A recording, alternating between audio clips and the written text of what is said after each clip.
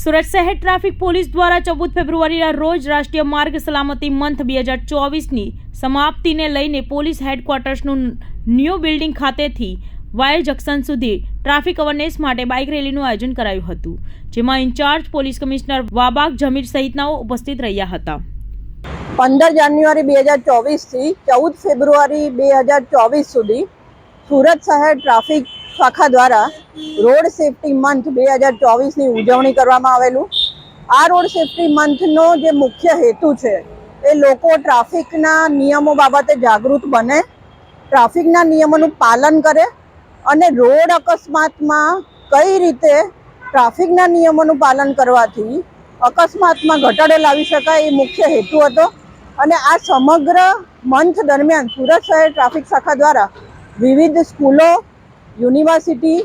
NGO, તમામ સમાજના વર્ગો એટલે કે બાળકોથી લઈને સિનિયર સિટીઝન બધાનું પાર્ટિસિપેશન દરેક અવેરનેસની પ્રવૃત્તિઓમાં થાય તેવું ધ્યાન રાખવામાં આવેલું છે। અને સાથે સાથે જે પણ સુરતના શહેરીજનો છે એ સુરતને રોડ સેફટીની દ્રષ્ટિએ આગળ લાવવા માટે શું પ્રયત્ન લોક ભાગીદારીથી કરી શકાય એ તમામ જાણકારી લોકોને આપવામાં આવેલી છે। અને સાથે સાથે સ્કૂલોમાં બાળકો જે આવનારા ભવિષ્યનું નાગરિક છે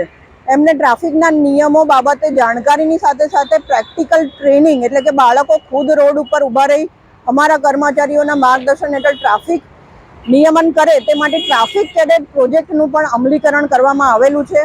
અલગ અલગ યુનિવર્સિટીમાં જઈ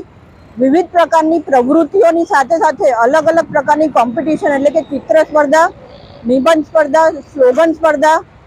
ટ્રાફિકને રિલેટેડ ક્વિઝ કોમ્પિટિશન્સ અને એકાંકી નાટકની પણ કોમ્પિટિશન રાખવામાં આવેલી, જેમાં 40,000થી વધારે બાળકોએ ભાગ લીધેલો। અને એમાં જે પણ બાળકોને ફર્સ્ટ, સેકન્ડ, થર્ડ આવે એમને પ્રોત્સાહિત કરીને ઇનામોની સાથે સાથે મોમેન્ટો અને સર્ટિફિકેટનું પણ વિતરણ કરવામાં આવેલું છે। બહારદારી વાહનોના ડ્રાઈવર કે જેમની આંખની દ્રષ્ટિમાં કમી હોવાને કારણે ક્યાંક ને ક્યાંક અકસ્માત થતા હોય છે, તો એવા સંજોગોમાં આવા બહારદારી વાહનો, રિક્ષા અને કેબ ડ્રાઈવરોના આંખની ચકાસણી અને એમને ચશ્માનું વિતરણ પણ કરવામાં આવેલું છે। શેરી નાટકોના માધ્યમથી લોકોને ટ્રાફિકના નિયમો બાબતે સરળતાથી સમજી શકાય તેવી માહિતી પણ આપવામાં આવેલી છે। અને સાથે સાથે અલગ અલગ પ્રકારના એન્ફોર્સમેન્ટની ડ્રાઈવ કે જેના લીધે લોકોને રોડ સેફટી બાબતે જાણકારી મળે અને સાથે સાથે અકસ્માતમાં ઘટાડો લાવી શકાય તે માટે સ્પીડગન અને ઇન્ટરસેપ્ટર તેમજ CCTV કેમેરાના માધ્યમથી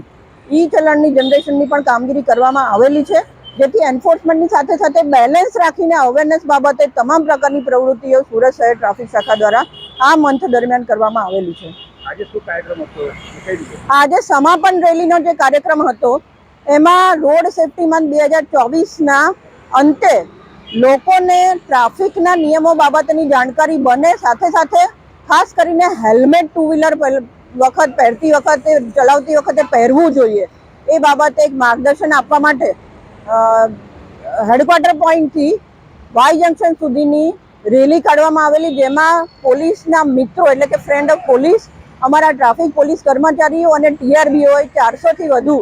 કર્મચારીઓ આ રેલીમાં ભાગ લીધેલો। અને લોકોને આ સમાપન મંથની સાથે સાથે એવો સંદેશો આપવામાં આવ્યો હતો કે રોડ સેફટી એ ફક્ત એક મંથનું નહીં પરંતુ કાયમ માટે ચાલતી ડ્રાઈવ છે